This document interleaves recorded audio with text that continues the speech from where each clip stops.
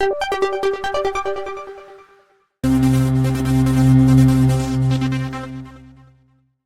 बच्चों, कैसे हो? उम्मीद करती हूँ कि आप बहुत अच्छे होंगे और आपकी पढ़ाई भी बहुत अच्छे से हो रही होगी। तो आज यहाँ पर हम कक्षा चौथी की FLN अंकुर अभ्यास पुस्तिका के अंतर्गत विषय पर्यावरण सप्ताह 19 पाठ 17 नंदिता मुंबई में के प्रश्नों को हल करने वाले हैं। तो बच्चों, आप लोग तैयार हो कि देखते हैं यहाँ पर प्रश्नों को हम। तो यहाँ से सप्ताह 19 दिवस 1 है बच्चों। सीखने के बिंदु है परिवार के अन्य सदस्यों से आपसी रिश्तों को जानना। इस पाठ के अंतर्गत परिवार के बारे में दिया है और रिश्तों के बारे में समझाया गया है। लिखो के अंतर्गत अभ्यास क्रमांक पहला, आप किसी भीड़भाड़ वाले स्थान पर अपने रिश्तेदारों से मिलने के लिए क्या क्या उपाय करोगे? तो उत्तर में हम लिखेंगे, हम भीड़ भाड़ वाले स्थान से थोड़ी दूर पार्क में या किसी अन्य कम भीड़ वाली जगह में जाएंगे। सोचो के अंतर्गत अभ्यास क्रमांक 2, यदि आपके घर में एक ही कमरा हो तो आपको क्या क्या परेशानी होगी? तो उत्तर में लिखेंगे, एक ही कमरा होने पर पढ़ाई, नींद आदि सभी कामों में परेशानी होती है, क्योंकि वहीं खाना बनाना, सोना, टीवी देखना, बात करना सब कुछ होता है। कोई कुछ करता है तो कोई कुछ करता है।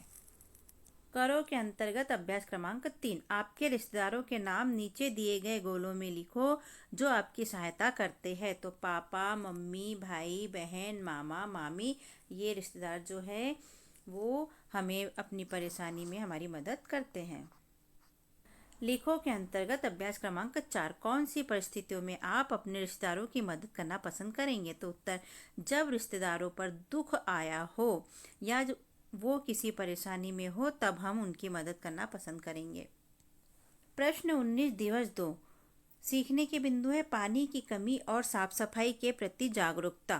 करो और लिखो के अंतर्गत अभ्यास क्रमांक 1, आपके घर में पानी की कमी होने पर कौन कौन से काम करने में परेशानी होती है? तो ये सब आप जानते हो बच्चों के पानी की कमी से क्या क्या परेशानी होती है। तो हम लिख लेते हैं उत्तर में, घर में पानी की कमी होने पर नहाने, कपड़े धोने, बर्तन धोने, किचन में साफ सफाई करने सभी कामों में परेशानी होती है।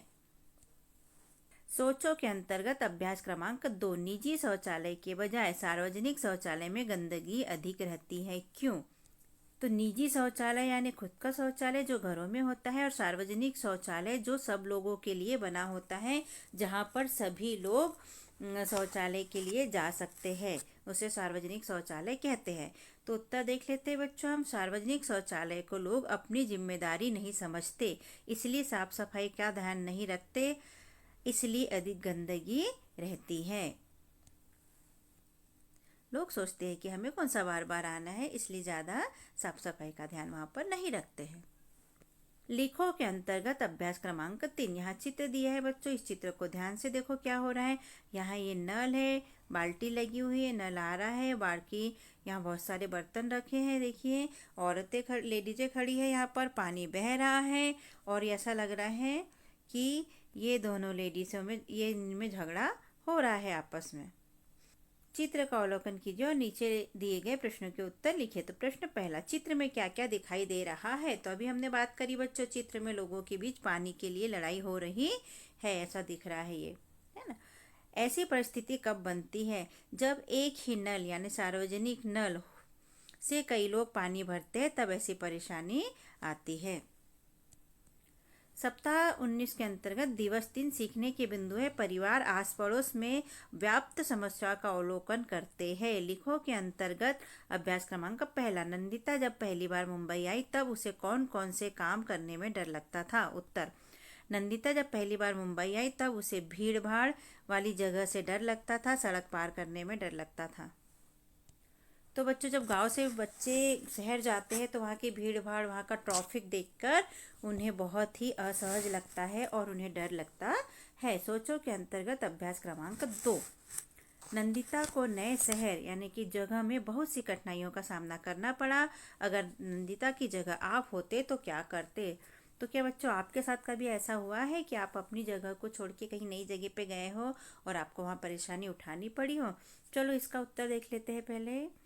नंदिता की जगह हम होते तो हमें भी बहुत सी कठिनाइयाँ, जैसे एक ही कमरे में रहना, सोना, पढ़ना, सड़क पार करना, सार्वजनिक नल से पानी भरना, सार्वजनिक शौचालय में जाना कठिन लगता, लेकिन हम अपने आप को समय के अनुसार ढाल लेते। तो बताओ के अंतर्गत अभ्यास क्रमांक 3। तो बच्चों, कैसा लगता है आपको हमारा समझाना और लिखवाना, और हमारे वीडियोस कैसे लगते हैं? अगर अच्छे लगते तो हमारे चैनल को सब्सक्राइब जरूर कीजिएगा बच्चों, भूलिएगा नहीं। आगे देख लेते हैं।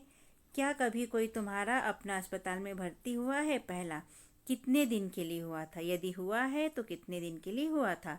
तो हमारा कोई भर्ती हुआ था, आपका हुआ था बच्चों कभी कोई रिश्तेदार या कोई दोस्त हॉस्पिटल में भर्ती?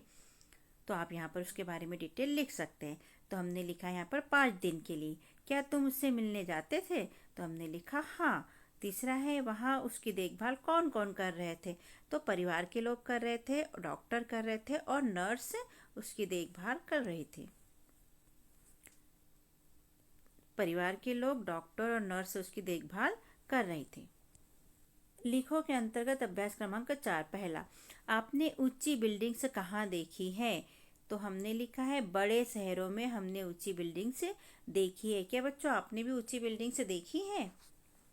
दूसरा प्रश्न है, उस बिल्डिंग में कितनी मंजिलें थी? तो उस बिल्डिंग में 21 मंजिल थी।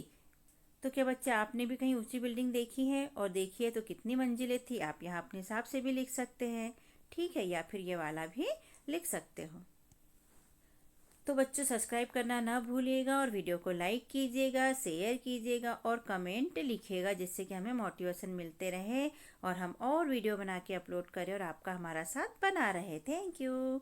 सप्ताह 19 का दिवस 4, सीखने के बिंदु। परिवार में व्याप्त समस्या निवारण संबंधी मुद्दों पर अवलोकन करते हैं तथा इन मुद्दों पर अपनी बात करते हैं। तो परिवार में समस्याएं तो होती ही है बच्चों, तो देख लेते हैं इसके अनुसार प्रश्न क्या है। लिखो के अंतर्गत अभ्यास क्रमांक पहला, आपके घर में पानी कहाँ कहाँ से आता है? तो उत्तर, हमारे घर में नगर पालिका के नल से व ट्यूबवेल से पानी आता है। यहाँ पर आपके घर में कहाँ से पानी आता है आप वो भी लिख सकते हैं बच्चों, या फिर जो हमने लिखा ये भी लिख सकते हैं। पता करो के अंतर्गत अभ्यास क्रमांक 2, क्या आपके घर में बिजली का कनेक्शन है? यदि हाँ, तो एक दिन में बिजली कितने घंटे आती है? तो बच्चों, आजकल तो सभी के घरों में बिजली होती है, ऐसा कोई होगा शायद जिनके घर में बिजली ना हो। तो हमने उत्तर में लिखा है हाँ। फिर आगे लिखा है, मेरे घर में बिजली का कनेक्शन है, एक दिन में 22 घंटे बिजली आती है। 22 घंटे कम ज़्यादा हो सकते हैं बच्चों, हो सकता है कि आप जहाँ रहते हैं वहाँ बिजली कम ज़्यादा समय के लिए आती हो, तो आप यहाँ 22 लिख सकते हो, या आप अपने हिसाब से भी लिख सकते हो। अभ्यास क्रमांक 3 के अंतर्गत बस्ती में क्या क्या समस्याएं होती हैं लिखिए। तो उत्तर, बस्ती में पानी की समस्या, शौचालय की समस्या, बस्ती में गंदगी, कीचड़, भीड़ भाड़ आदि समस्याएं होती है। सोचो के अंतर्गत अभ्यास क्रमांक 4, बस्ती के घर एवं ऊंची बिल्डिंग्स में क्या क्या अंतर होते हैं लिखिए। तो उत्तर, बस्ती के घर छोटे होते हैं एवं गंदगी ज़्यादा होती है, क्योंकि वहाँ कम जगह में ज़्यादा लोग रहते हैं। सार्वजनिक नल, शौचालय इत्यादि होते हैं। बिल्डिंग्स में सुख सुविधा, साफ सफाई, पढ़े लिखे लोग होते हैं। तो ये दोनों अंतर होता है। तो बस्ती के घर में बच्चों और बिल्डिंग्स में ये अंतर होता है, ये दोनों, ये और ये। तो बच्चों, आपको याद दिला देती हूँ कि हम चौथी कक्षा की सारे अंकुर अभ्यास पुस्तिका के पाठों को हमने यहाँ पर अपलोड किया है, सप्ताह को अपलोड किया है, और कक्षा 5वीं की 8 ग्रेड अभ्यास पुस्तिका भी हमने यहाँ पर सभी विषय की बनाकर अपलोड की है। तो आप उन्हें भी देख सकते हो और शेयर भी कर सकते हो। धन्यवाद सभी को हमारी बात सुनने के लिए। सप्ताह 19 का दिवस 5, सीखने के बिंदु। परिवार में जन्म, विवाह, स्थानांतरण आदि से होने वाले परिवर्तनों की व्याख्या करते हैं। बनाओ के अंतर्गत अभ्यास क्रमांक पहला, आपके इलाके में बने अलग अलग तरह के घरों के चित्र बनाइए। तो बच्चों, यहाँ हमने 4 तरह के चित्र बनाए हैं। आप अपने अनुसार अगर आप और कुछ बनाना चाहते हैं तो आप वो भी बना सकते हैं। पहला जो चित्र हमने बनाया है ये है कच्चा घर, जो गाँव में होता है, ठीक है। इसमें कच्ची दीवारें होती है, कबेलू होते हैं।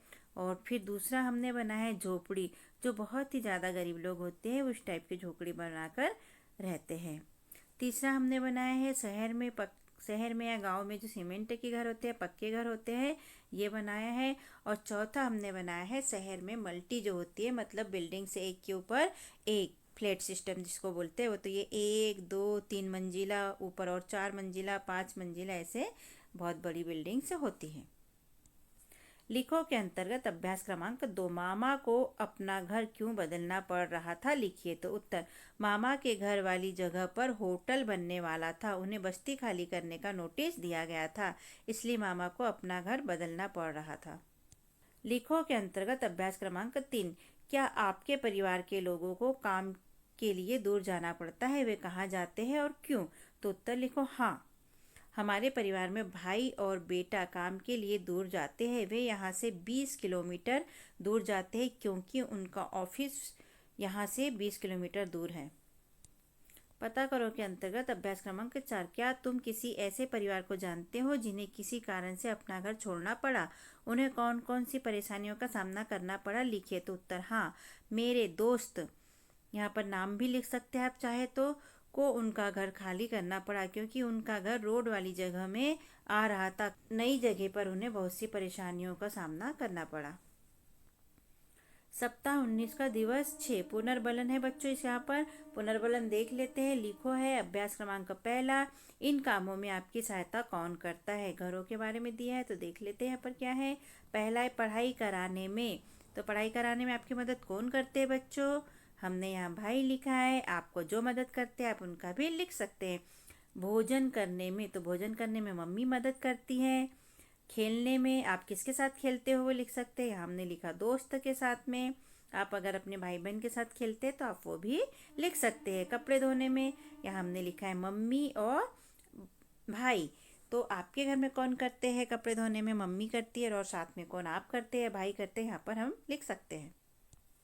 बताओ के अंतर्गत अभ्यास क्रमांक 2, गांव एवं शहर के जीवन में पाई जाने वाली समानताएं एवं असमानताएं लिखिए। तो यहाँ हमने समानताएं लिखी है बच्चों, और यहाँ हमने असमानताएं लिखी है। कहाँ कहाँ किसके बीच, तो गांव एवं शहर के बीच हम समानताएं देखेंगे और असमानताएं देखेंगे। तो समानताएं हो जाती है, दोनों जगह आबादी होती है, लोग रहते हैं और सड़कें होती हैं। अब हम असमानताएं देख लेते हैं शहर और गाँव के बीच। तो गांव और शहर में कम व ज़्यादा जनसंख्या होती है।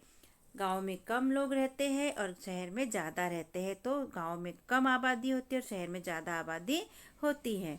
दूसरा है लोग रहते हैं, तो गांव में कम लोग रहते हैं और शहर में ज़्यादा लोग रहते हैं। तीसरा है गांव में कच्ची सड़क होती है और शहर में पक्की सड़क होती है।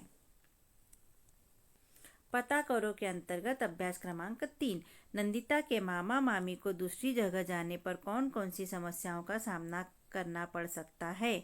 उत्तर, नंदिता के मामा मामी को दूसरी जगह जाने पर नए लोग मिलेंगे, नया माहौल, रहन सहन, बहुत सारी चीज़ें नहीं मिलेगी, सभी की समस्या, और मामा को काम करने के लिए दूर जाना पड़ेगा। बस का साधन भी हो यह पक्का नहीं है, तो ये सब परेशानियां उन्हें उठाना पड़ेगा।